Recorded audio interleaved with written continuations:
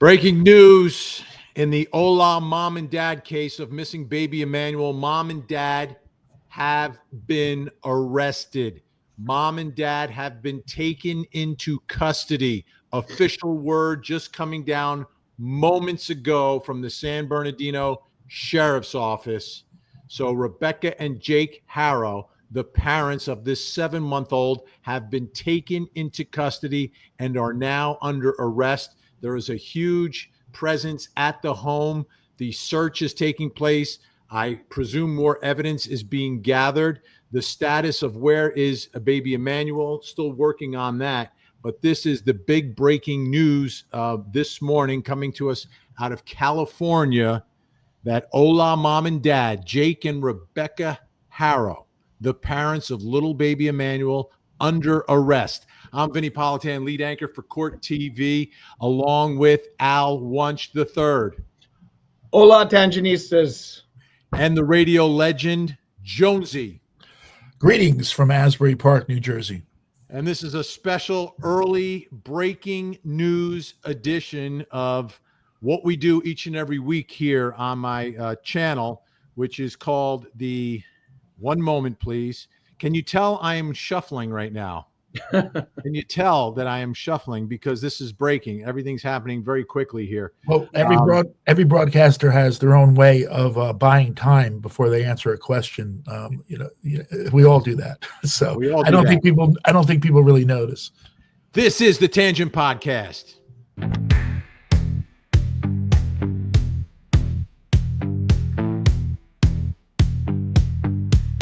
It's Vinny and the Tangents. True Crime Podcast. Vinny has the blue eyes, Al cracks the jokes. Jonesy stays behind his shades, entertaining all the folks. It's Vinny and the Tangents. True Crime Podcast. Load up all your comments, hit those super chats. Let's go smash that like button so we can all have a blast. Vinny, Al, and Jonesy on the job. They're the Sugar Hill Gang of true crime. They're telling stories of days gone by. They take crime and turn into a good old time. It's Vinny and the Tangents, True Crime Podcast. Get ready. It's Friday. Unbelievably, just moments before we were preparing to get on, we've got this huge breaking news that Hola Mom and Dad are under arrest. Al, your initial reaction? It makes sense to me. I mean, Tuesday they seized the vehicle. Father lawyered up. I mean, all those things say to me immediately that there's something that's coming down the pike. There's too many inconsistencies with regards to this story. It didn't make any sense. I mean, if a woman had been knocked out in the parking lot of the Big Five, okay, no one saw her on the ground. No one saw there was a car door open. No one saw anything going on there that was untoward. Doesn't make sense from the beginning. The fact that she shut up, would not take a lie detector test, yet is supposed to be concerned about where her 7-month-old child is. Very, very tragic. And I mean, the name Emmanuel is Hebrew, and it means God with us. And I just hope that child is with God. I mean, because what a horrendous situation that this poor little boy has gone through. It's just horrible. Okay, we don't know the official charges yet, but we might be able to read between the lines here from the San Bernardino County Sheriff's Department. This morning, and again, this was just posted like 3 minutes ago, detectives from the Sheriff's Homicide Detail and Specialized Enforcement Division arrested Jake and Rebecca Harrow at their residence in Cabazon for PC 187. Oh, they did. They have. It's officially they're charged with red rum. Murder. Yeah, with red rum. Red rum. Investigators will continue their search for 7-month-old Emmanuel Harrow. Yeah, I didn't see the little punctuation at the end there when I first looked at it. So PC 187. So they're going all in that the parents are responsible. They are also here saying that the child is no longer alive. Right. So to me, that's the big development here. What evidence do they have that the child is not alive other than lack of proof of life, right? You need something more than the child just being missing to turn this into a homicide case and a red rum case. Especially with the fact that they had some sort of, alleged sightings a couple of counties away, and that they did look into those sightings, and apparently there was nothing that was gleaned from it that turned out to be accurate. So, this is proof positive that they believe red rum has occurred, and they believe that little Emmanuel is no longer with us. Isn't that the definition of habeas corpus? Or what? I thought habeas corpus was That's corpus delicti. corpus delicti. Corpus delicti is the body. I heard habeas corpus on a Marx Brothers movie. Habeas. What does that actually mean? Corpus. Now, let me read the rest of what the sheriff posted here. Investigators will continue their search for 7-month-old Emmanuel Haro. So they have not found the child, but they have charged red rum. Okay. To me, that is the big headline right now at this moment, right? Right. They have charged red rum, but have not found the baby yet. So there must be some evidence of foul play connected to the child.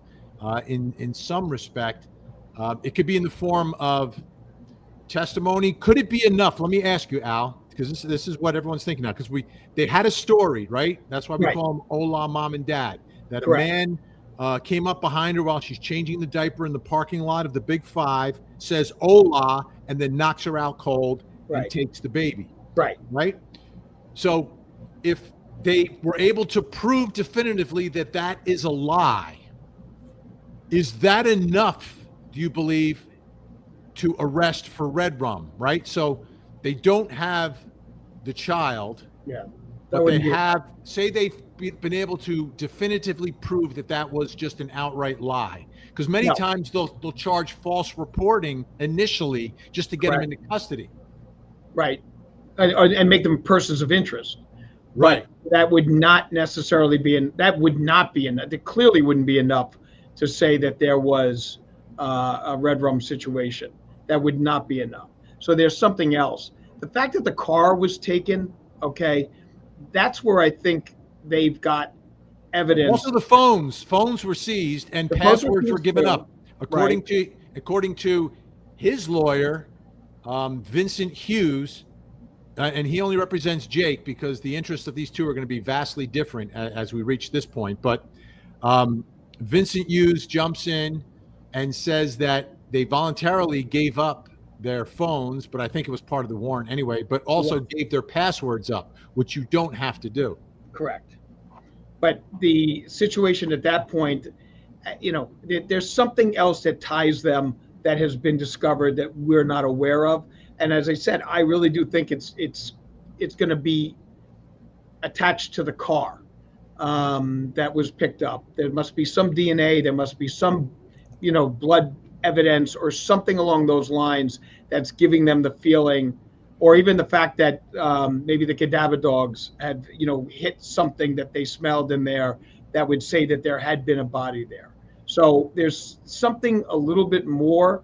The phones, I don't even know if the phones necessarily would be enough, depending on what they find on that. But certainly if there was something in the car, that would be enough to get the warrant to go forward for the red rum. But I just want to address what Jonesy said. Jonesy, habeas corpus, it does deal with body. It means you have the body, but that does not mean this. Okay. It means that if somebody is in jail unlawfully, they can be brought to the court, for a petition or a writ, to be heard as to why they should not be released. So it doesn't necessarily mean what you thought it was going to be. So it's kind of the opposite of what I thought. Corpus delicti is that that's more the body. That's what I get for learning things from Marx Brothers movies. I don't, and as a Marx Brothers fan, and I've seen every one of their movies and know all their routines, I don't even remember when habeas corpus was even mentioned in one movie. But that, I now I'm going to have to look that up. I might be wrong about that too. Yeah. I'm having a bad day. So what I'm looking up to see what if the Riverside County Sheriff is saying anything about this, but the Riverside is not, because I know they're right on the border of those two different counties and they often work together. And I think they have worked together on this particular case, but it looks like San Bernardino is taking the lead on it. because they began the investigation because Yucaipa is clearly in San Bernardino County, but the home must be also in San Bernardino, I think, or it might be right on the border. Now, if you look at the photo that I have up here, I'm going to make it larger. This is a photo from this morning at the time of the arrest, and you can see the presence that they have there, and it looks like they're out in the yard. So as you search for this 7-month-old, this is the next challenge here, because I don't think we know the time frame of when the alleged homicide took place. Correct. We don't. Because you can't go by the time frame of when they report the child missing, because there have been reports out there that they were sniffing around. Mom and dad were at the Big Five, perhaps as many as weeks before all of this. So to me, a big part of gathering that timeline is trying to understand the last time anyone other than mom and dad saw the child, or there's a photograph of the child. And to me, that's a big part of putting together the timeline in all this, because just because they report the child missing on a day, that's not, to me, that's likely not the day that Baby Emmanuel, something happened to Baby Emmanuel. It could be a day before, it could be weeks before. And it all depends upon what other family members might say or might not say, and what sort of pictures. Like if you have a baby, you take pictures all the time, but not if your parents like this. Well, all right. Can we examine the pedigree of both of these parents? I mean, the mother had a brother who is doing 50 years to life for the red rum of his girlfriend, that he set it up to make it look like it was a suicide, and was then convicted. And then we have the father, who has basically admitted to mistreatment of children, child abuse. Yeah, of a baby, a 10-week-old baby. Correct. Like, that's insanity to me. I mean, 10 weeks old. What are we talking about here, people? So I mean, we have a petri dish of just like disdain with these two people. It's just horrific. Now, Mama Risa posting, Hola Mom is caught on video tossing a black bag in the green garbage can. That's, obviously that's places where you look. We've covered cases like in Georgia of that little boy who went missing. They actually were able to recover remains from a landfill. It was a massive search, and unbelievably, they were able to do that. It's difficult when babies go missing. They're tiny. Time is a huge factor in all of that. And if you just look, thanks so much, Mama Risa, by the way. If you look at this photo, you can see the type of place, Jonesy, where they live. This is desert. It's like a desert valley between two mountains. There's no bodies of water. Usually we're, thinking about water searches. This is desert, coyotes.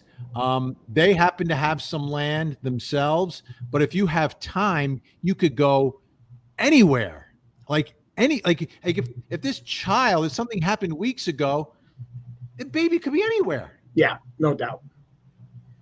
No doubt. I mean, you've got 105 degrees there. Yeah, I think it was 108 yesterday that they had, when they had the other day they had called 911 because someone had come up on the on their patio and taken something off the patio, and they called 911, and that they've been making complaints that there have been death threats and things along those lines against them.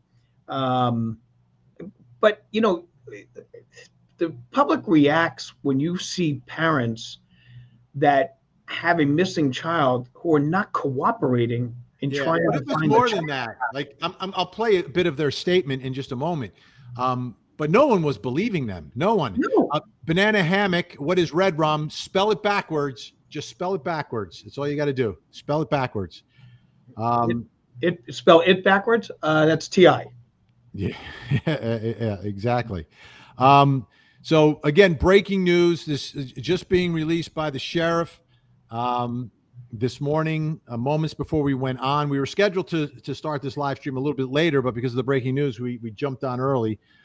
Detectives from the Sheriff's Homicide Detail, Specialized Enforcement Division, SED, have arrested them for red rum, and you can see the word, it's spelled red rum backwards.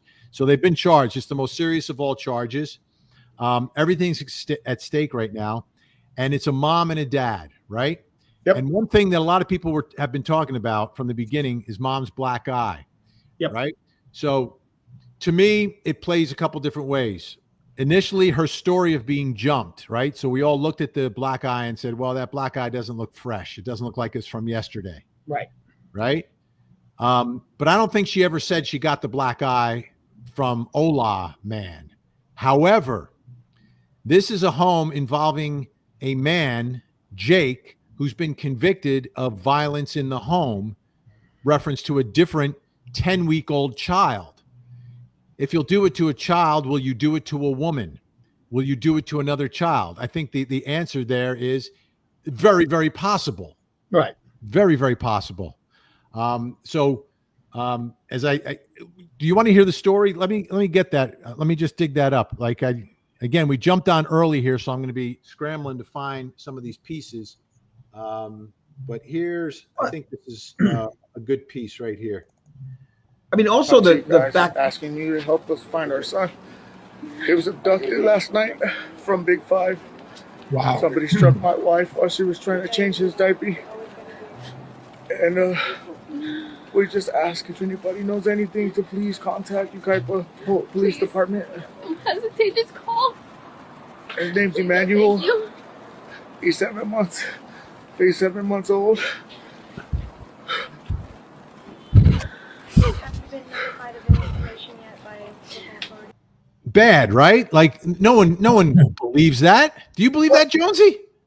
No, actually, that was pretty terrible acting right there. Often when I see these sort of cases on the news, I almost immediately will look at whoever I'm watching TV with and say they did it. If I see like signs like that, they don't sound believable at all. Yeah. Well, they went to the Menendez school of calling in a red rum or calling in a situation. Even they were better than that. They were not. They were not. They were just as bad. Just as bad.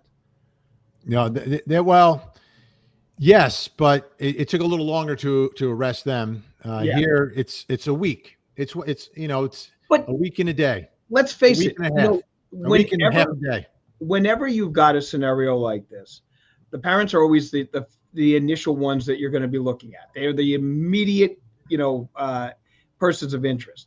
When the story doesn't jive, then it is, you've got no doubt in your mind. There's nobody in the police investigation that is going forward on this that didn't have any thought of anything other than the fact that these two were involved somehow. Because the story doesn't make sense.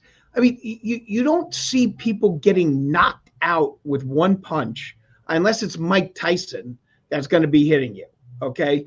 That is a person that could knock you out with one punch. I don't know if he can't do it anymore, but in the old days, he certainly could knock you out with one punch. No, I think if he punched someone even today, he could knock someone out. Well, it probably could, but the thing is this: the average person that is going to be involved in some sort of a scenario is hitting and then knocking her out so that she saw white, and then nobody sees a body laying there in the parking lot of Big Five. Big Five is crowded all the time. It's like what those stores, Caldors, the old Caldors, Target, all those Caldors. You just said Caldors. I did say Caldors. How old is Al Wunsch, ladies? Yeah, well, I didn't say two guys. I think we had a Caldors near me as recently as 10 years ago or something like that. Was it? Because I haven't seen a Caldors in decades. There weren't very many. No. And there was Kmart, and there was Caldors, and then there was there's two guys. There was PJ Corvettes. Yeah, exactly. So, by the way, those stores have people in to there. Get happy. It's time to get funky. It's time for us to smile. 'Cause here comes McSpunky. And McSpunky bringing just a quick intermezzo. as we have to dive deep into a horrific story today. McSpunky 66, thank you so much. Great to see you, Vin, Al, Jonesy, and the Mod Squad, and all you all. Thank you so much, McSpunky. We needed a little McSpunky this morning just to keep us, from getting too distressed in today's developments. And again, this picture right here is from this morning, moments after the arrest of Rebecca and Jake Harrow, the parents of baby Emmanuel, who they reported missing last Thursday night. They claimed the child was abducted by a man who walked up to her from behind, said "Hola," and knocked her out cold and took the baby. Well, investigators not buying it. They said there were inconsistencies. Dad got a lawyer. Mom's going to need a lawyer now. She's under arrest. And this is the scene. They're also saying that they're continuing the search for baby Emmanuel. So they have not recovered the baby, but they have charged Red Rum, spell it backwards, for mom and dad in this case. And So when you say search, with that kind of charge, did they distinguish between a search for a rescue or a? They're not saying rescue. They're saying well, they obviously are working under the presumption that baby Emmanuel is no longer alive, and they have to have some evidence of that. I don't think that just being reported missing under a certain circumstance that you can prove is not true would be enough. It would be enough for a false reporting, which you could charge them with and take them into custody for a while you gather more evidence. But my guess is something from the phone. How about if there's no proof of life for a month, like no one has seen this baby for a month, say a relative or someone close to them has said that. Is that enough that the baby's missing for a month to charge Red Rum? But even though this is like a serious case and involves like a young infant and all that, wouldn't the same rules apply? Like you've got to be missing for a certain amount of time, like before you can be declared dead. But I don't think so with a baby though, because like an adult can be self-sustaining, a baby can't. Right. A 7-month-old cannot sustain life by themselves. Sure, but they could be in somebody else. They could be in somebody else's hands, though. Yeah, but maybe they've determined that he's not. There's something that came out. There's something that came out of the car, and the phones probably showed the locations, obviously, and things along those lines. But there's something that came out of that car. So, I mean, that's my opinion. That's based on what I'm seeing. The locations is interesting because I think they're continuing to search at the home as well. So, but they could be searching for evidence, not necessarily. Right. So forensics is surely advanced enough that if you search a vehicle and you find evidence of a person having been in the vehicle, that forensics could tell, if they were deceased. Yeah. So. Now, this is going to be kind of gruesome, but to unalive a baby is pretty easy, right? Because they're so fragile. Correct. So, when you think about things like blood evidence, wouldn't necessarily be necessary, but could be depending upon the nature of how this happened. Like, was it losing a temper? Shaking. Is it shaking? What is it? And what evidence would that leave behind? I thought I saw something though about she had purchased a saw or something along those lines. Was shopping for one. Right. Okay. So maybe that's yeah. Something. But even so, a 7-month-old is so tiny. Like that's like. All right. This is so gruesomely bad. I'm sorry. But if it's like a Melanie McGuire situation where she has her husband and she needs to get rid of her husband in suitcases, she can't physically do that if he's in one piece. Right. But a 7-month-old, like it's easy. This is gruesome. This is horrific, but this is the case. These are the facts. This is a difficult search. Let's switch the approach to this now, though. Okay, let's switch the approach. They're now under arrest. Is one of them going to talk first? Yes, Who's the weak one? it'll be the wife. The wife, right? Let me tell you, the wife could have a good story. Yep, I'm the victim of abuse. that's exactly right. He was a terror. He made me get in front of those cameras and say that. Why do you think Why do you think he lawyered up as quickly as he did, Well, and I was left thinking her that as well. without a lawyer? I And mean, why didn't she? you know, I mean, the scenario there demonstrates to me that he knows that they're going to be looking at him a lot more carefully, especially with the prior conviction, especially with the fact that she had a black eye that was not fresh by any stretch of the imagination. And also the scenario with regards to the story and everything along those lines. She's knocked out, no lump on her head that I heard about. There's no hospitalization. There wasn't anything that was going on. You get knocked out, you've got a concussion. Yeah, she refused medical treatment. And she refused medical treatment, and she's not having any, not being looked at. I mean, that doesn't make any sense at all. But being punched in the eye by him, that doesn't surprise me in the least. Proud Grizzly, thank you so much. Come on, squeeze out a tear. No tears, like dry sniffling. There was no legitimate tears from mom or dad. You watched the video. I've watched it a dozen times. I mean, Proud Grizzly also sporting the allegedly gear from the Vinny Originale True Crime merch shop. So make sure you check that out. Thank you so much, Proud Grizzly. Go ahead, Al. I'm sorry.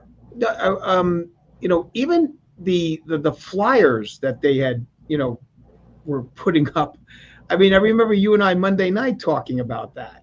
It was just a bizarre way that they were even like trying to find this child. Yeah, let me see if I can find that so we can show that to. And let me say, he refers to Monday nights on Court TV, where you can find Al guesting at 8 p.m. Eastern time with Vinny. Closing arguments. That's correct. Thank you. Yeah, well, there's the flyer that he was holding. I got to get a better shot of it, but it says missing kid. Yeah, missing kid. Did he? Hey, missing kid over here. Like who calls their 7-month-old baby a missing kid? Yes. Well, at one point he says we just changed his diaper. Yeah, that was another big plus. They also spoke in the past tense in part of one interview. Oh, that's always key. Yeah. Missing kid. That and they say referring to a person as an it. Kind of like removing life. Yes. By the way, folks, we're live streaming on my Facebook page, my Twitch, my X, my YouTube, and on the Court TV YouTube channel.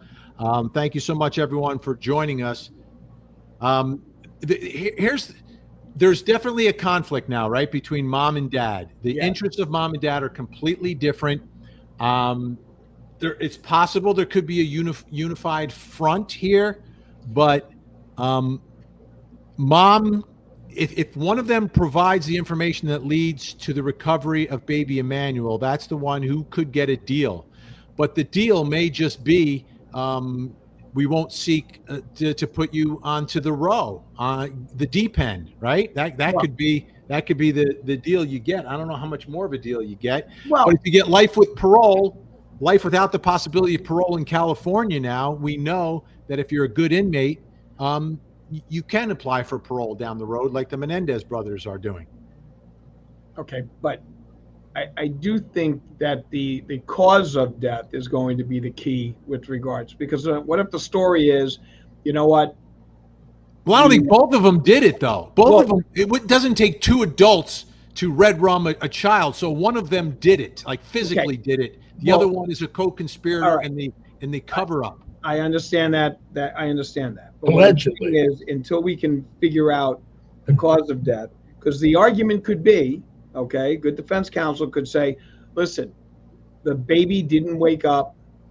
They panicked because the father had a prior history, and that they both thought that they were going to be in trouble, and so they panicked and they made up the story, and that the child was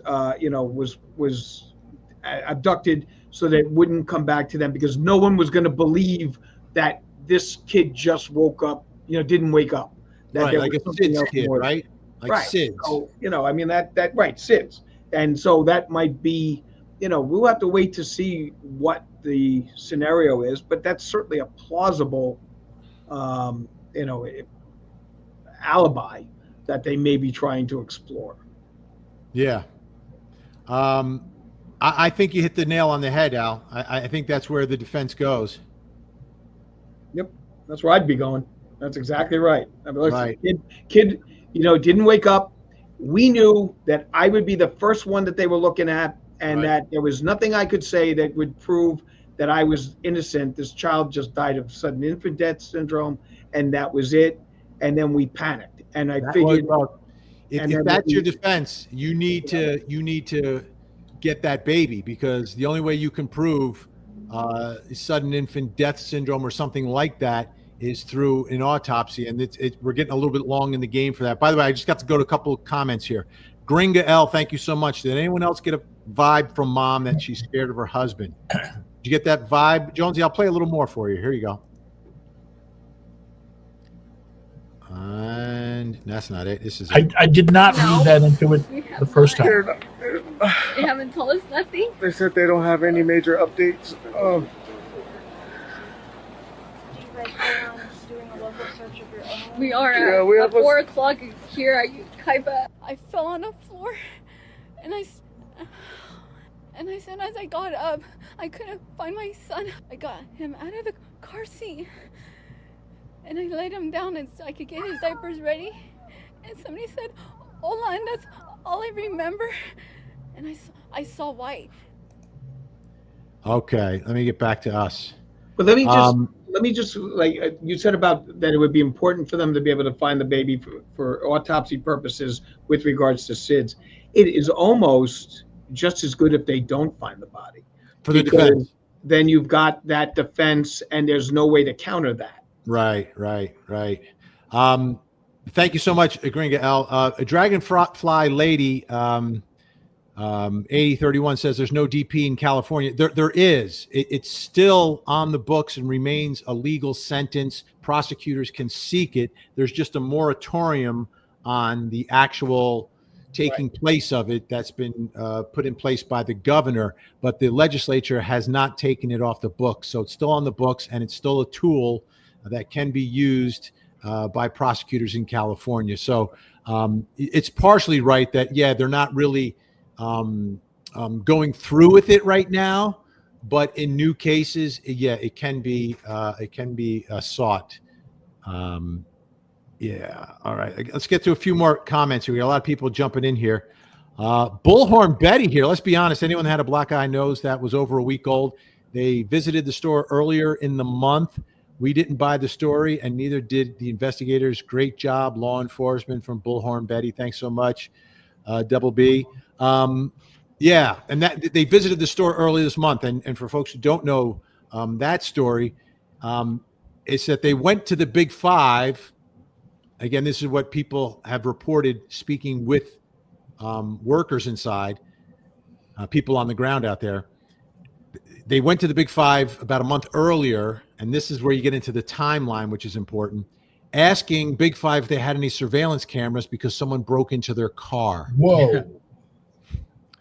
If they can get those people to testify at trial, which they likely would, and I'm sure law enforcement spoke to the same people that some of the citizen journalists have spoken to out there, and that's very incriminating, right? I mean, that's bad, Jonesy.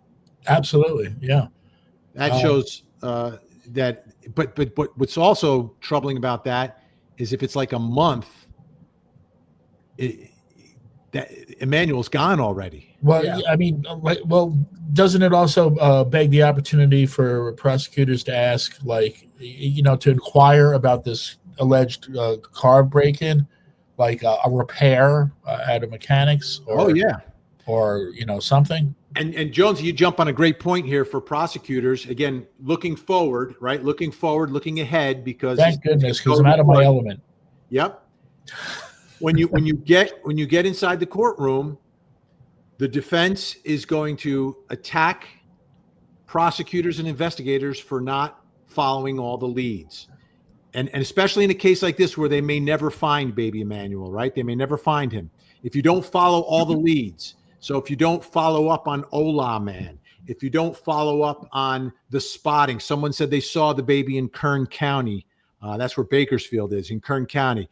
Other tips, if they don't follow every tip of every alleged sighting of this child, the defense will seize on it. So hopefully they've learned the lesson of other law enforcement agencies who, yeah, they've got great evidence and they know who did it, but think about the way it plays inside of a courtroom when 12 people come in and hear everything for the first time. You've got to investigate leads, even though you know and you believe that mom and dad are responsible. Rhino Girl, thank you, Rhino Girl. Great news. Time for the truth. Absolutely. Let's go. What does that move mean? I might be yoga. Oh, you're. I see. You're mimicking the photograph. Yes, I was admiring the photograph myself, but yeah. I think it's yoga. I'll get in trouble again. Yeah, exactly. Let me just check in here. And all right. By the way, folks, we got a new member, new YouTube member over in the Court TV YouTube channel, Bev's Long Sigh. Congratulations and welcome. Yeah, I want to let you know, if you are not watching, or if you are watching on Court TV's YouTube channel, they have a membership program over there, which is fantastic. So make sure that you're subscribed and join as a member over there. And if you're over at Court TV, come on over to me, Vinny Politan 1, and make sure you subscribe to this channel. Yeah, here we go. We got a lot of comments. Everyone's talking. The breaking news is that mom and dad under arrest. It's been confirmed by the sheriff from San Bernardino County, who's been leading this investigation. It's well, this is why I want to say it's good news and it's bad news. Okay. Because I said this on my show the other night. I'm live on Court TV, by the way, every night from 8 to 10, 2 hours of live true crime.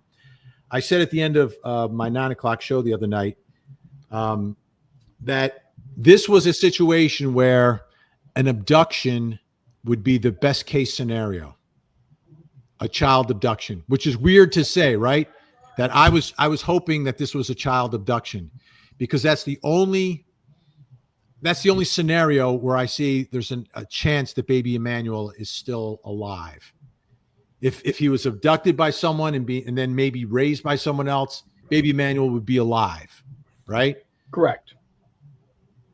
If not abducted, there's no chance. And obviously the sheriff agrees with us that Baby Emmanuel is no longer alive. And this was not an abduction. Right. It never made sense from the beginning. And that's, and kudos to law enforcement for doing what they did and taking it where they took it, and showing that you're not going to get away with it. Yeah,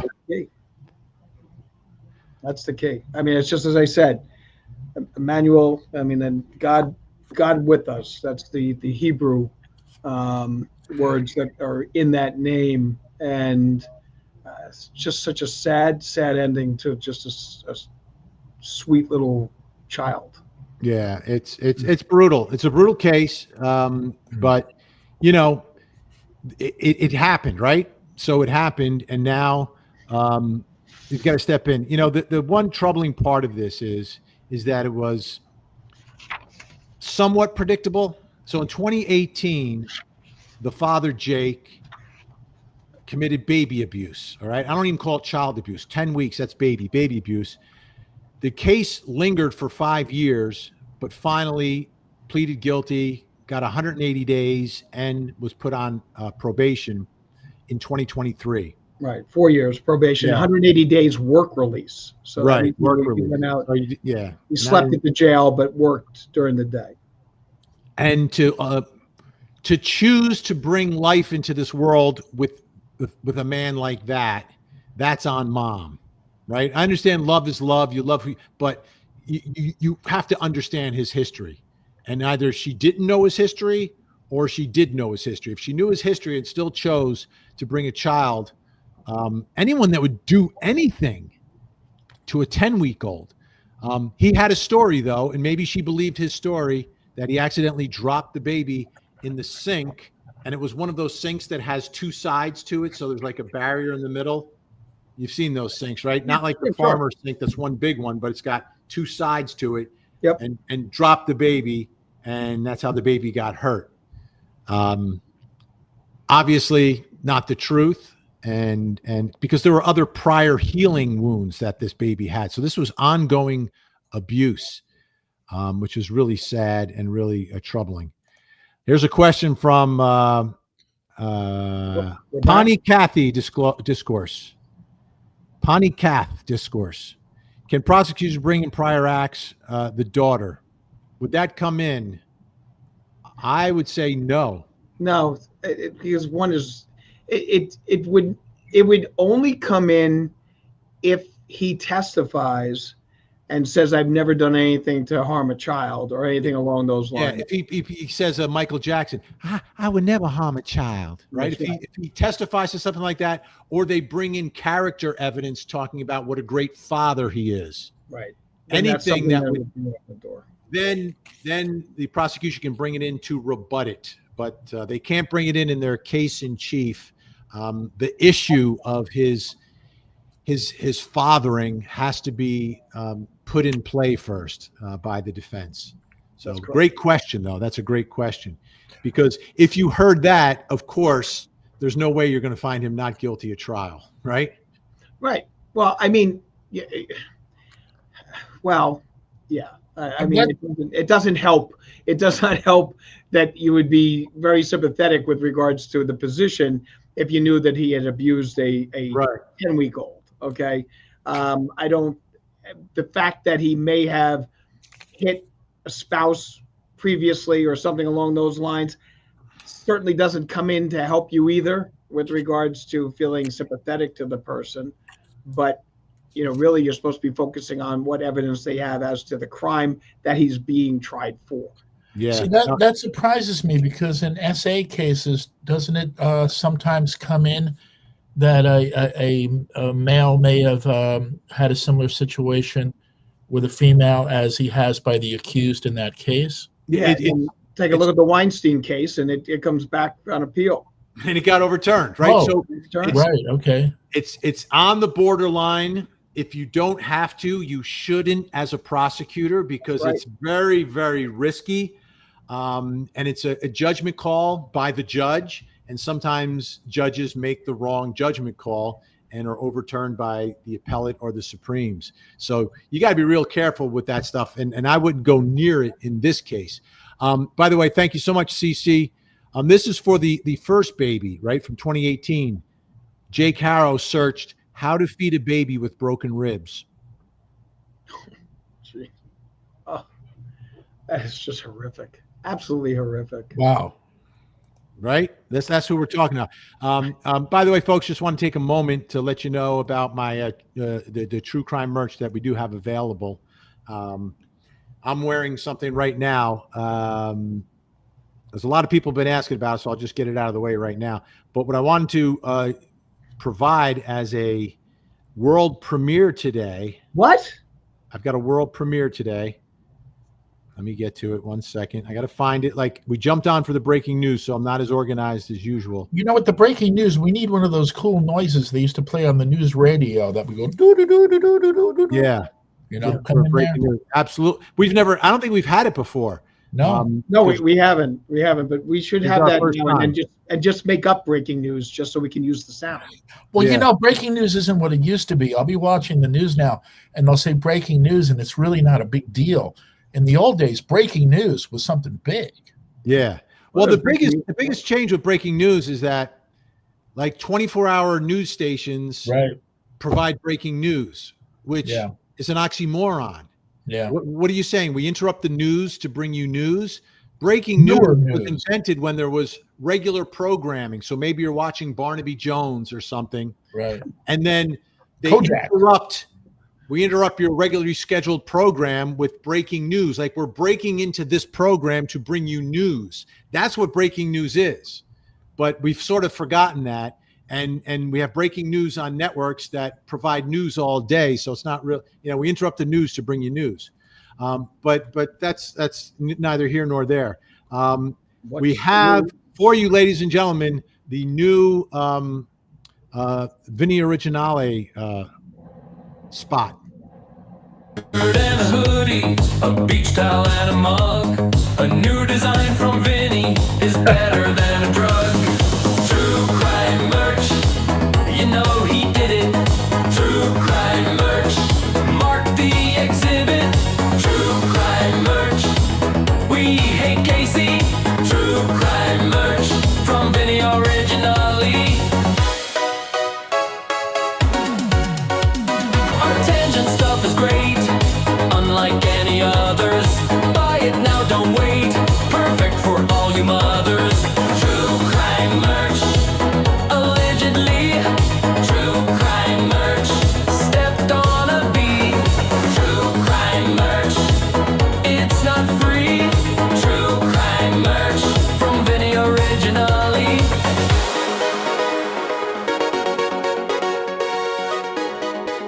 There you go. And thank you to all the models who have sent in pictures of themselves wearing the True Crime merch. Appreciate Just it. in time for Crime Con. If Yeah. it takes every penny we have to get that on like a commercial on TV. Yeah. Just out of the blue, True Crime merch comes on. So I also wanted to mention, we're going to be at Crime Con, all three of us. So if you're going to be out there, find us, Creator Row. There's also a Court TV booth as well. So that's all happening. But back to the breaking news, ladies and gentlemen. And this is like big breaking news. This has been a big story for the past week. And now it's official that they're under arrest. Here's the announcement. Once again, how do I get this up there? Here we go. There we go. It is. So they've arrested Jake and Rebecca Harrow at their residence for red rum. So it's the most serious of charges, and this is the latest image coming from the San Bernardino Sheriff's Department. Go ahead, Al. I'm sorry. No, I was just going to say that this is as sad as it is that this child is no longer with us. At least we have an answer on this. There's nothing worse than when you see these pictures of these children and no one knows where they are and no one can find them and no one understands what's happened. And when you have an ending as tragic as this is, we now can move on with regards to making sure that the people that did this are punished. Yeah. And that's the most important thing. It's now it's something. It's another thing that, like, when I do my day in history, this is something that we'll be bringing up, in the true crime history, a year from now, 3 years from now, 5 years from now, that happened on this day, and Right. that's important. And that's extremely important in all of this. I know. I look at this and it's extremely troubling. It's extremely sad. It's extremely tragic. But I think you're right, Al, that we have some level of an answer. But the real answer, I think, comes when we find baby Emmanuel. And I think the only way we may get the actual truth of what happened is if mom flips. Mom has to flip. Mom has to provide, fill in the blanks, because investigators can only get what they can get, right? After the fact. Mom lived it, but investigators have to go back and look at it almost historically. Civil war to civil rights and all the revolution fights. World War I and World War II. Al always knows who is who. It's this day in history. This day in history. History. Now let's listen to his story.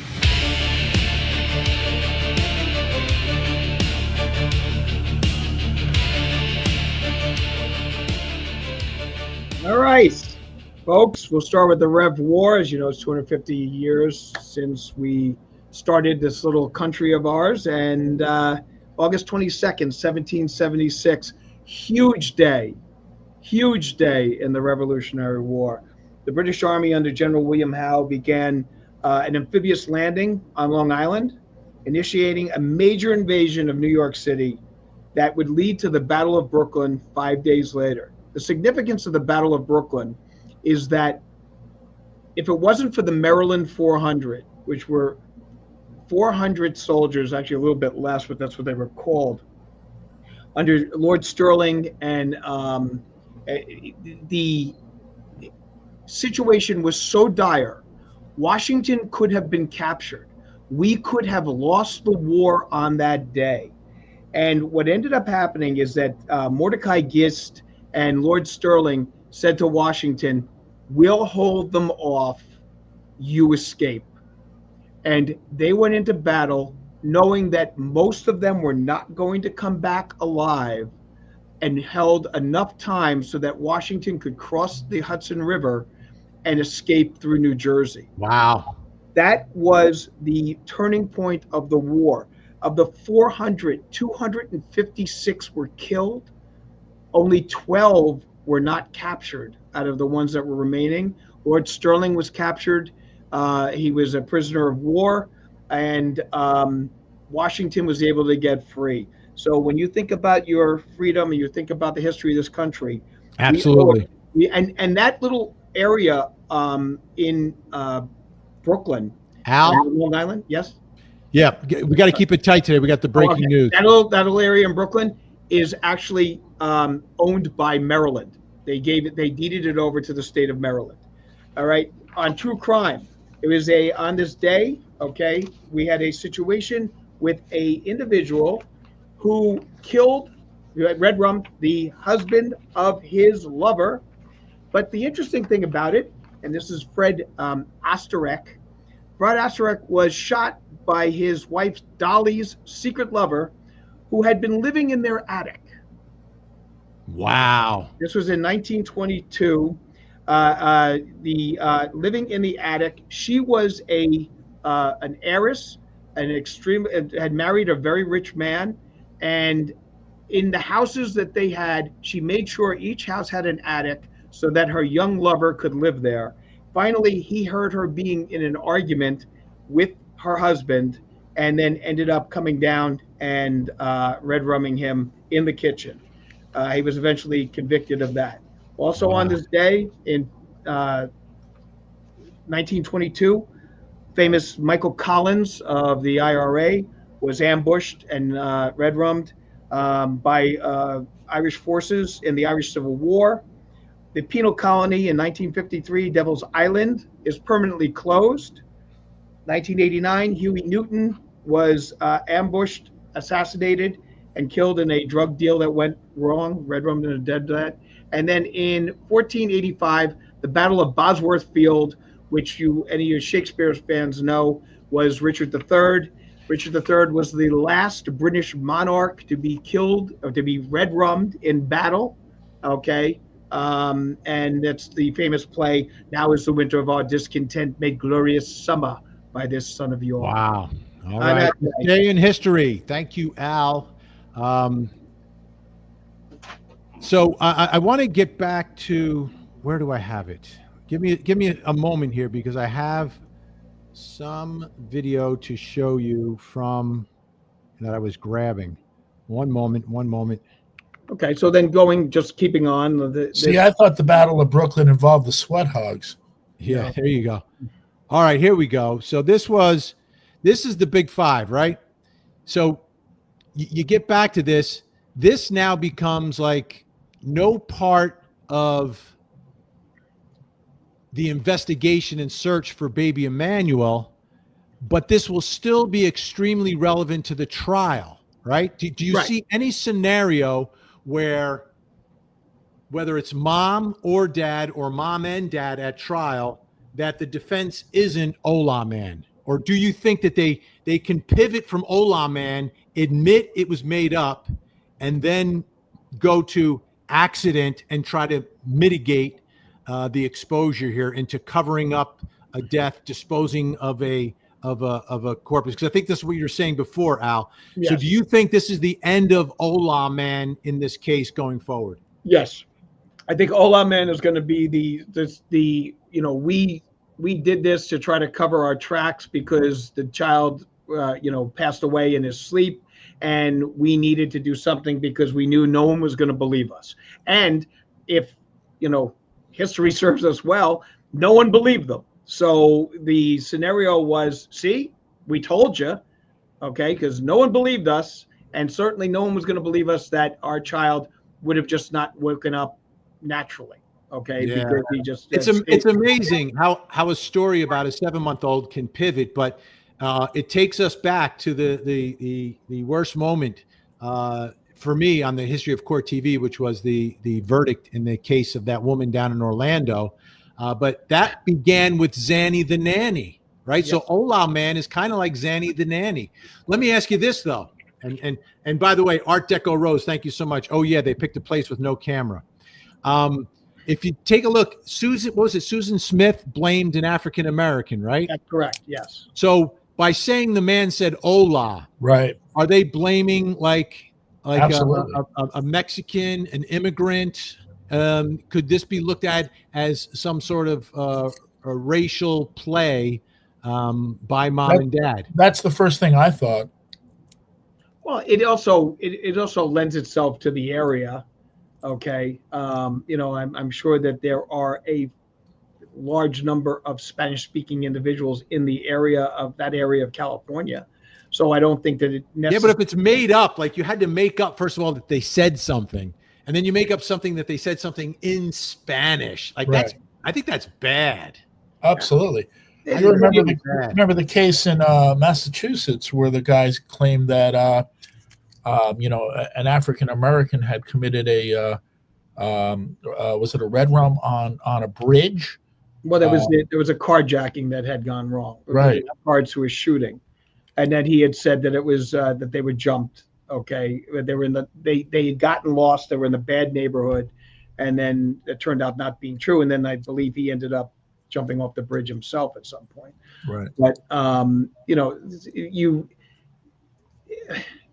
you're right. I didn't even think of it from the standpoint of that they're throwing that out, that it's something that is on people's minds today with regards to immigration and all over the news. It just seemed it stuck out to me like that pretty obvious. They were trying to cast blame. They don't seem that smart. No, they're not that bright. And that's why I can't give it that kind of credit. Well, on the flip side of that, though, is I don't think it's that smart to try to do that, to try to blame like a Latino or something to that effect because of things that are going on in the news. I don't think it's a very smart move, but it sounds like that's what they were up to me. Yeah, and the thing is, she says she saw nothing, right? So they didn't take it to the next level that I saw this guy doing whatever. But that would be the only clue if this was an actual abduction, which it wasn't. So I think Hola Man does. Here's the question, right? So for prosecutors at trial, do they introduce Hola Man? Well, Vin, I just want to say one thing. As you know, when we start our show, I always start with Hola Tanginistas. Do you think they were trying to make me trying to frame Al? Maybe. Yeah. Could have been framing Al. Oh, I wonder if I'm going to be called at the time of trial to see if I have an alibi, and I do. Trust me. But do prosecutors make it a part of their case? I'm always No, I don't think they. I think. Look, the thing is this: you don't ever want to have a situation as a prosecutor, as you know, Vinny, that where you've got too many people that could be pointing things at. I think you gloss over it from the standpoint of that from the moment that they came into our domain, they were lying. They were lying. They were throwing things out there that were not true. Inconsistencies, statements, things that made no sense. I leave it at that, and then see if the defense is stupid enough to try to play it in there. Well, here's my concern always, and I've seen this, and it happened in the Zimmerman case, and it cost them the case. Yeah. Is where the suspect has a story. You know it's not true. You believe it's laughable, and you as a prosecutor put it in front of the jury.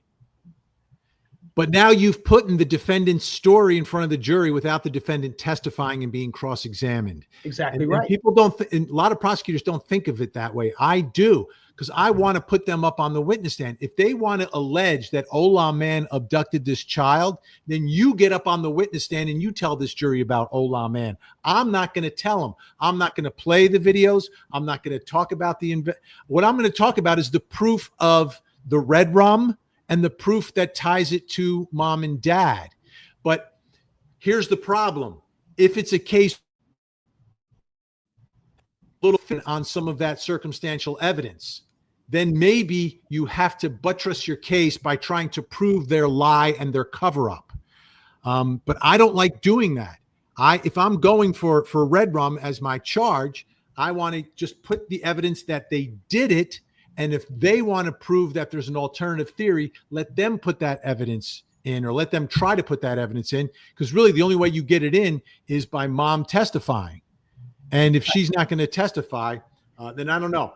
Let me ask you this. Okay. Let me give you, I'm throwing out scenarios of what could happen at trial, because that's kind of our area of expertise here. Jones, you worked at Court TV for a long, long time running the radio division over there. Al was with me, and I could show you the proof on Court TV when I used to, before I started dyeing my hair silver.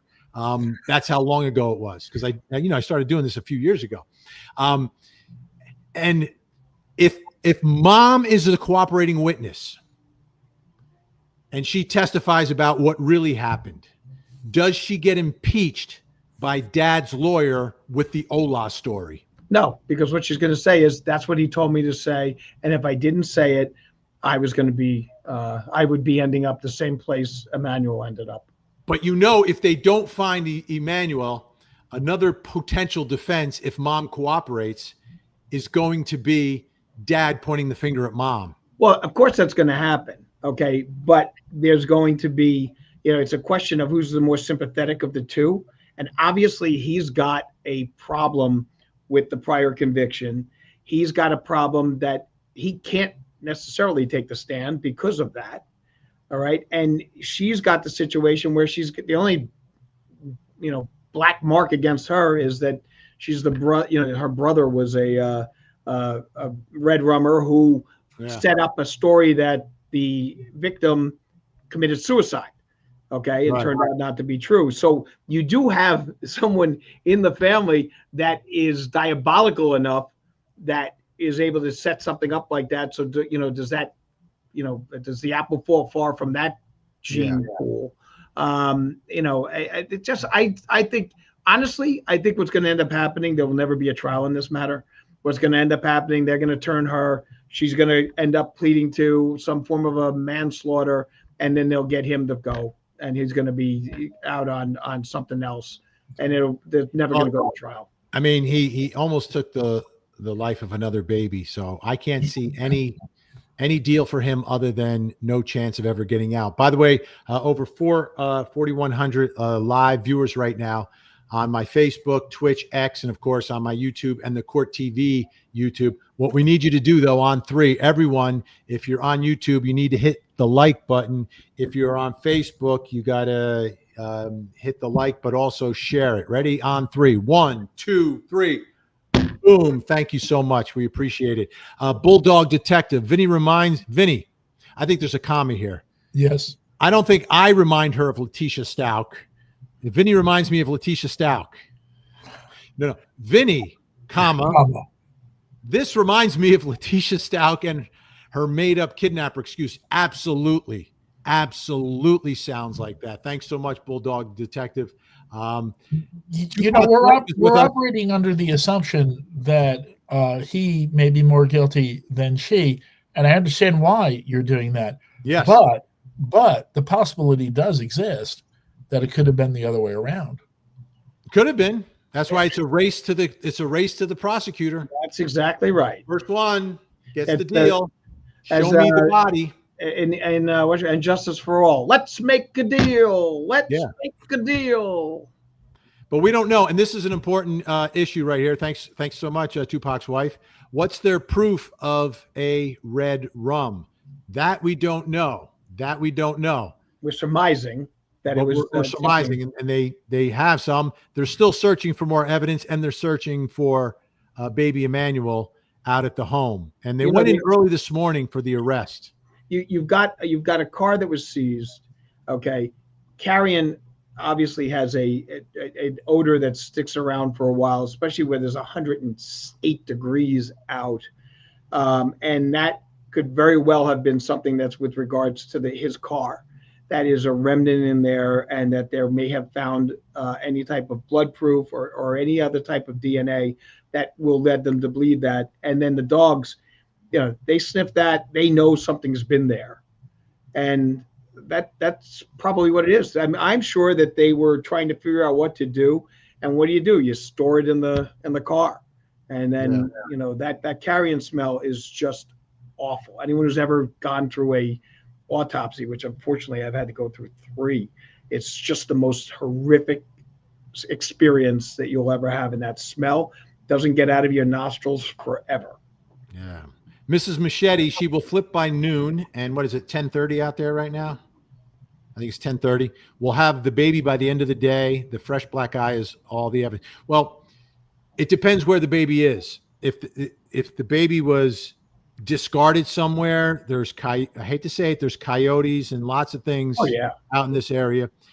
If the baby was disposed of in a dumpster or something and it's a landfill search, that's not so easy. But if the baby is buried in a grave somewhere, then I agree that if she flips, that's the information she needs to give up. And it has to happen very quickly. But right now, the DA is involved as well. This is not going to be just investigators making the arrest. The DA is in on this now, because now is the time.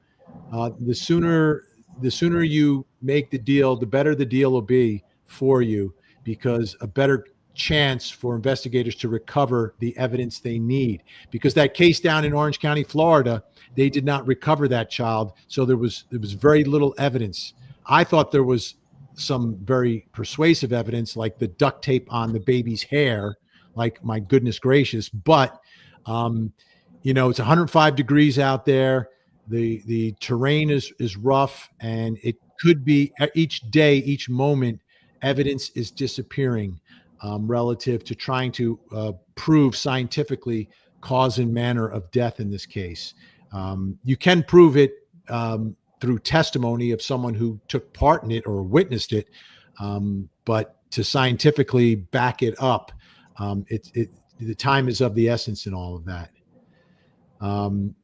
Jericho 8, Vinny is famous. Would you agree, Jonesy? Oh, absolutely. There we go. Do Fantastic. you get recognized when you go to the Piggly Wiggly? I don't go to Piggly Wiggly. I know you don't, but I like Piggly Wiggly. Yeah. They have pigs on their marquee. On their marquee. But yes, sometimes. Oh, Al, you missed the news. What, that you're famous? I heard it. And he gets recognized at the supermarket. I put the call to the judge on pause just so I could hear that. Yeah. Vinny is world famous in New Jersey. Do you get recognized at the deli counter or in the fruit aisle? Well, yes, by one of the guy who's in charge of the vegetables. Who goes like this? Next. No. So every time I'm going to buy my avocados and stuff, we talk a little true crime for a few minutes. Nice. We catch up. Maureen 143. They both planned it together. Okay, this is a different case that Maureen is laying out there. This isn't a case of like a shaking baby or a moment of rage. This is a premeditated red rum. I don't know if I've ever covered a case involving a baby where it's that. They may have planned the cover up. Okay, the cover up. The actual red rum would be difficult, right? I think that I've never seen one where not of an infant. We got the Daybell situation, but that was older children.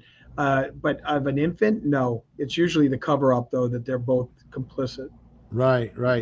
All right. I'm just gonna, I keep going back. I'm going to go back on just to make sure that we're not getting any more word from San Bernardino. Any updates? Let me see if there's an update. Nope. Nope. And investigators will continue their search for 7-month-old Emmanuel, because I know a lot of people just tuning in. Maybe they found the baby. They have not announced that, and they say they're continuing to search for Emmanuel. They mentioned, that the child was cross-eyed. Okay. Was there Right. any other health issues with regards to the child? Developmental issues or anything along those lines. I mean, I'm curious on that because you Yeah. see certain pictures of the child, and that's the first thing that came to my mind. And that is obviously a very, very difficult situation for any family to be in, and a very, very costly and expensive situation to be in. And I'm wondering if that is going to be part of any defense that comes down the line. Because the child, I mean, in the pictures that I'm seeing, looks like there may be Something else prior. There's a abuse.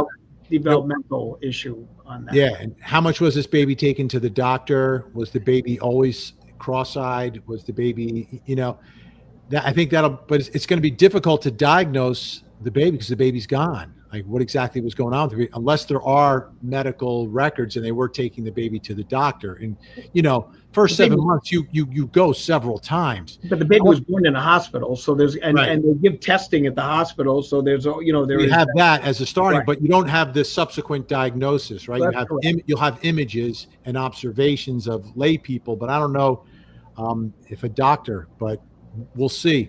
Tupac's wife is back talking about the smell in Casey's car, right? So they did seize one of the vehicles. They were seen, and as a matter of fact, Matt Johnson from Court TV saw them in their driveway getting out of another vehicle, a red car. So I don't know what the status is there, but I do have something to tell you. If that smell did exist there, I've had a recent situation like that where I unfortunately left in the trunk some of Zuko's frozen dog food. Oh. And it spilled and leaked, and it was. Ooh. I thought I was going to have to sell my car, so I tore apart. There's a Seinfeld episode. Yeah, there is. That wasn't dog food, though. It wasn't dog food, but the smell seeped into the cabin of my vehicle, right? So it was pungent. It was real. At first, I drowned it out with coffee grinds, right? And that was just covering it so I could drive back and forth to work. Then when I had a day, I tore apart my trunk and I found where it had pooled underneath the spare tire. So I cleaned that vigorously and then brought it to the dealer. And I said, what do you do for cars? Like, if you take in a used car from a smoker, do you use the ozone machine or something? The guy had no idea what I was talking about, the service guy. He called the used car department. He said, oh yeah, they do that. So I left my car there overnight. They ozoned it and they zapped the smell for the most part out of the car. I can smell a little bit in the trunk, but there is a way to get rid of that smell. But you've got to get the source fully cleaned first. And then the challenge is anything that soaks in the smell. And in the Casey case, everyone smelled it in the trunk. Everyone. This case, I don't know if there was a smell, but it was seized. And his lawyer said on Ashley Banfield's show that the car was seized that night. But we don't know what vehicle is relevant to all of this. Like, it could be Mom's, it could be the other vehicle, because we don't know when Baby Emmanuel, something happened to Baby Emmanuel. We don't know which vehicle Baby Emmanuel was kept in. The whole Big Five story is a diversion. Like, that's not the focal point of the investigation. So if they have another vehicle, that needs to be seized. Also to see if there's any remnants of biological material that would be indicative of a child who has passed away or had harm done to him. Yeah, that's accurate. But I mean, the situation is, if there's a 2-car family, if there was removal of remains in Dad's car, then it would make sense to have the incident in mom's car and, hope that they never look at dad's car, which is, I mean, kind of foolish. But I mean, like, once again, we're not dealing with rocket scientists here, obviously. So. And by the way, Gen X pointing out that Vinny shops at Publix. I knew that, but I like Piggly Wiggly. Yeah, we don't have. There may be some. I've seen them in Florida when I'm down there. I haven't seen any close to us in the part of Georgia. They were in the Carolinas. In fact, in Charleston, when you take a tour, they show you the founder of Piggly Wiggly's mansion. It started in North Carolina and then moved. So I'm sure they exist in Georgia. He had pig gargoyles on his, the entrance to his mansion on the water there. Gotcha. All right. One moment. Just here we go. Order in the chat. Order in the chat. Don't dare attack. We've got order in this chat. The Mod Squad is on the job, helping us to keep it clean. The Mod Squad is on the job, always so nice and never mean. Yes, a big thank you to Gen X, Frankie Figs, Jennifer Soubey, Ashley Bouchard jumping on early today. And they keep ordering the chat. The chat is on fire today. Over 4,700 folks on the live stream right now. Streaming on Facebook, Twitch, X, and YouTube. My YouTube, Vinny Politan 1. Please subscribe and like. And, of course, the Court TV YouTube. And Court TV does have the membership program. So make sure you check that out. In the meantime, Art Deco Rose, thank you so much. They must have enough evidence for the DA to let them charge, right? So let's talk about the process here, right? So you've got, in our criminal justice system, you have the DAs who oversee the prosecution, but sometimes in some jurisdictions, the DA is also overseeing the investigation and working hand in hand with the sheriff or with the police chief or with whoever else is heading this up. So the sheriff is heading it up. The sheriff, I think, put down the charges, but the sheriff isn't going to do so without coordinating with the DA, I don't think. Not at all. Have to. Any type of case like that, any type of case where you have a situation, the prosecutor's office, DA's office have sections, major crime unit, SVU unit, they have, white crime unit. And there is a person that is working with every department, and they are on the line with them immediately. And generally, prosecutors or district attorneys, assistant district attorneys, or assistant prosecutors are on the scene, and they're coming down there, and they are overseeing everything.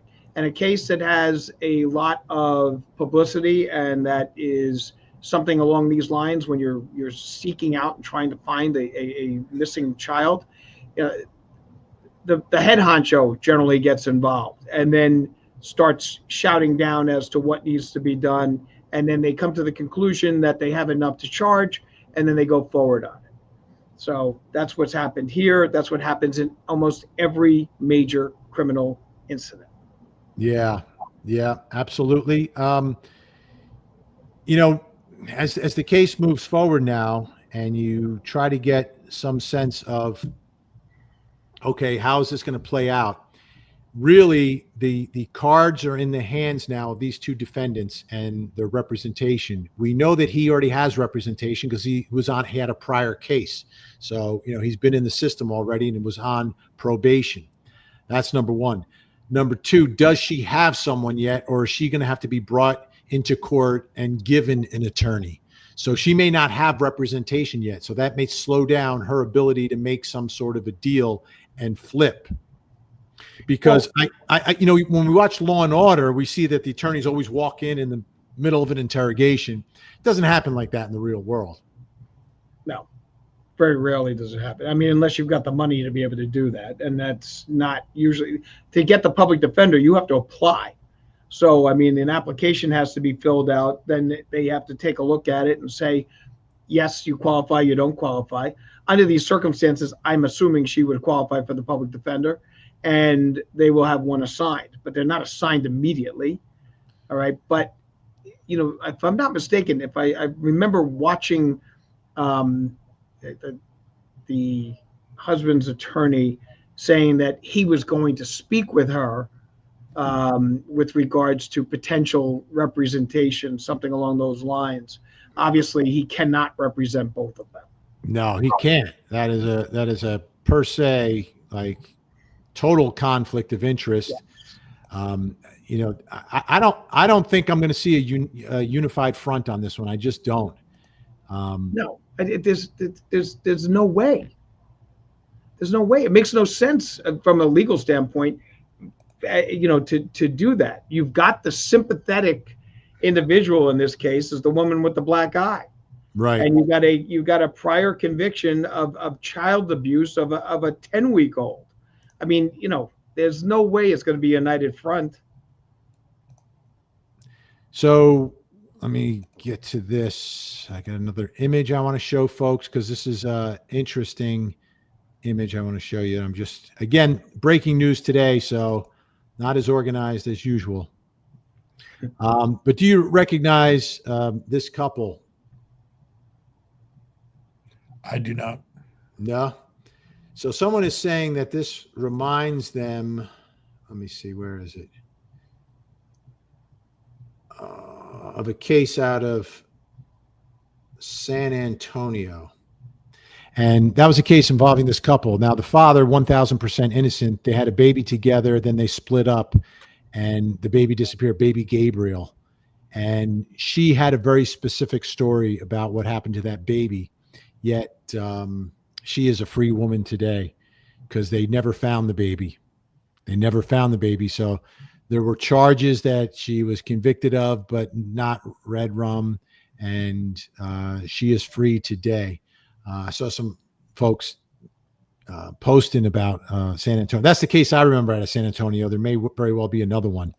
But for those of you just joining us, thanks for joining us live. Big breaking news today. Over 5,000 viewers watching the live stream right now. The big news is that the parents, the Hola Mom and Dad, Jake and Rebecca Harrow, under arrest, charged with red rum. But authorities have said they have not yet found the missing baby Emmanuel. So no report that Emmanuel has been found yet.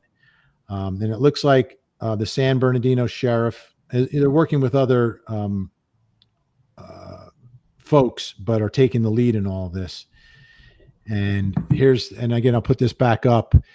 Whatever you want to read into this picture, I'll make it a little bit larger so everybody can see it. This was the scene. So you can see the level of force that was brought to make the arrests this morning, but they have stayed on the property and are now, I see one vehicle parked in the yard there. But if you look at the property, it's pretty large. Yep. But if you look at the area, if you have not just days, but perhaps weeks to dispose of a 7-month-old, it may be impossible to find. This case also reminding many people of the Cal City toddlers, 2 young boys who were reported missing, and they were adoptive parents. Those parents have been convicted. Those boys were never found. And the real problem there was the passage of time. They unalived the boys. It was during COVID. So you had it was COVID and it was California. So everybody was inside. So they were able to do whatever they did. And then they didn't report the children missing for 3 months afterwards. Like, I want to know the last photo. What is the last photo of baby Emmanuel? What is the date and timestamp of the last photo? When is the last time anyone other than mom or dad saw this baby? When is the last time? And if there's a grandmother in the mix, because I've seen her walking around here, what does she have to say about all this? Yeah. When is the last time you saw your grandson? Now, don't forget the whole story. If they stick with the story, again, folks, if they stick with it, I'm with Al. I don't think the story ends up at trial, the Hola story. But they claim they're at this football practice / game. Lots of parents there. Did anyone see the baby? Did anyone connected or related? see the baby. How about the other kids? Because there was another child involved here. What can the children say? I wonder if can you get access to interview the children if the parents to underage minor children if the parents are under arrest? That's kind of murky because usually you need the permission of the parents. But what if the Well, parents- somebody will be named, in charge of the child, right? Wouldn't they be able to give the permission? Yeah.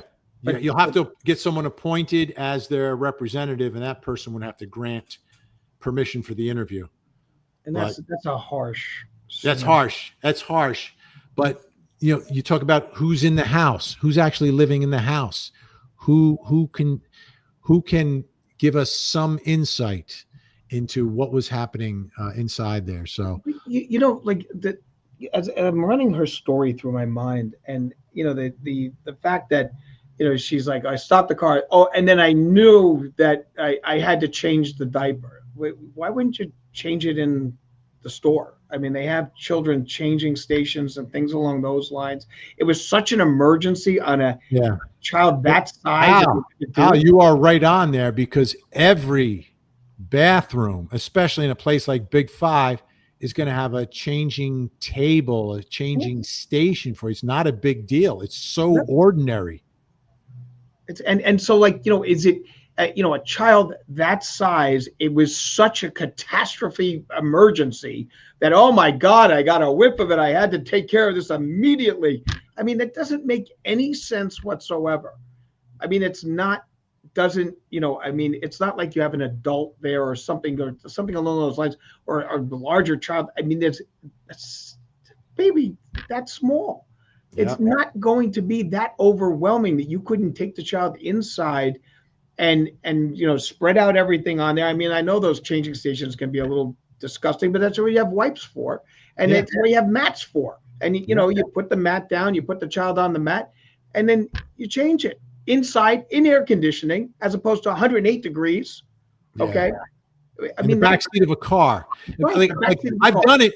I've done it in the backseat of the car, but it's been when I'm like at a game, right, or somewhere where they're, I'm not like in the parking lot of a Big Five.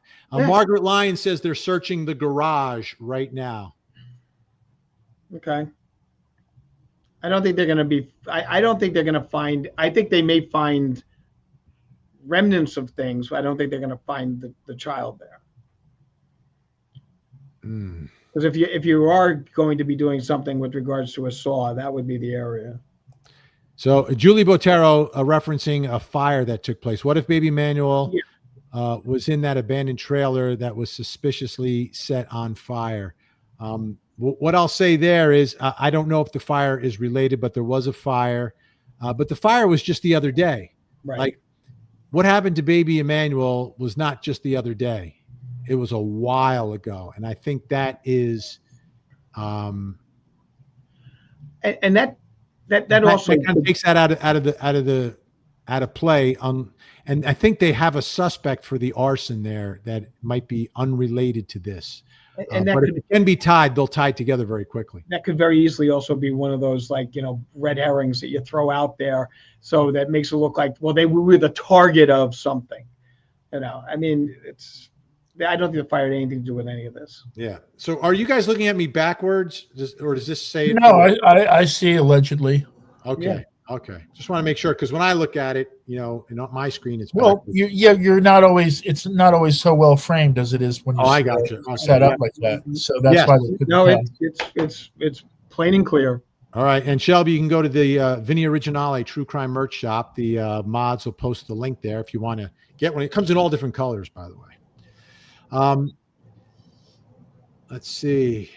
Geneva J says that cadaver dogs are hitting on the back porch. So there's probably some live streamers there. There's probably someone with a drone up in the air, I'm sure. I know SF, I think it's Steve Fisher, I think is his name, Investigates is out there as well. So we're getting some good news here. We're getting close to the time that we have to wrap this up, folks. I got to get ready for my shows tonight.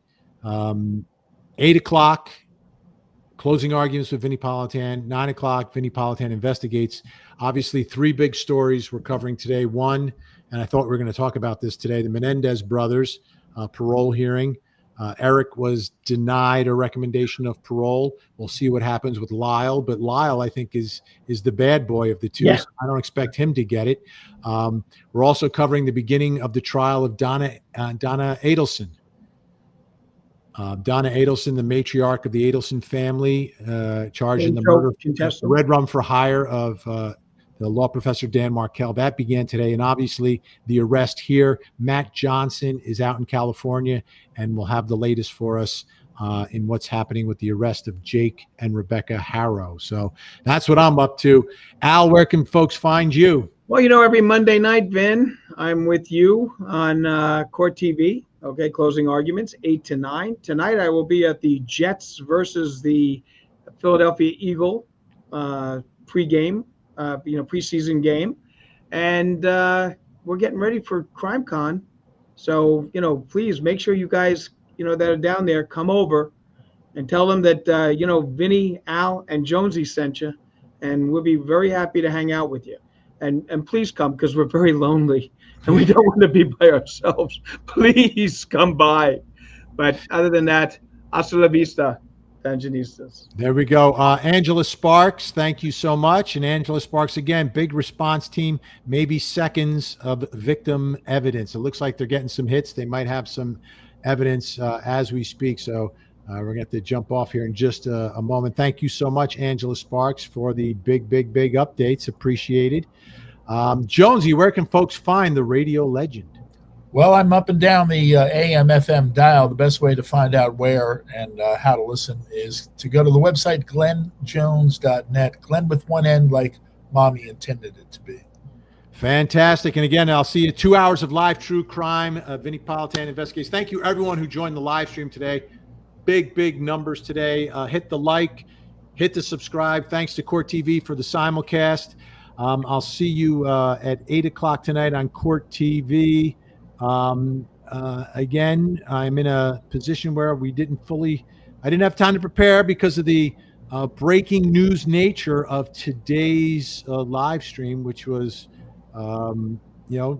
sort of expected, but not expected. I didn't think it was going to be that quick, the arrest. I thought they'd have to find a little more evidence, but apparently they had enough. And now there's a lot of activity over at the home. And 1 second. Hamina. And we are ready. Say goodnight, Jonesy. Good night, Jonesy.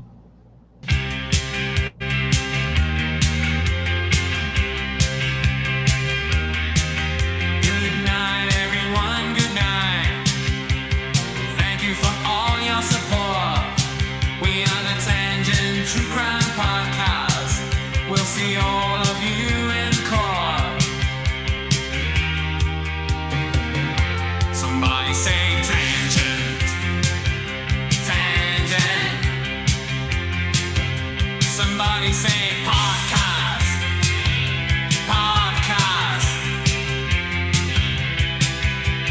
Tangent. Podcast.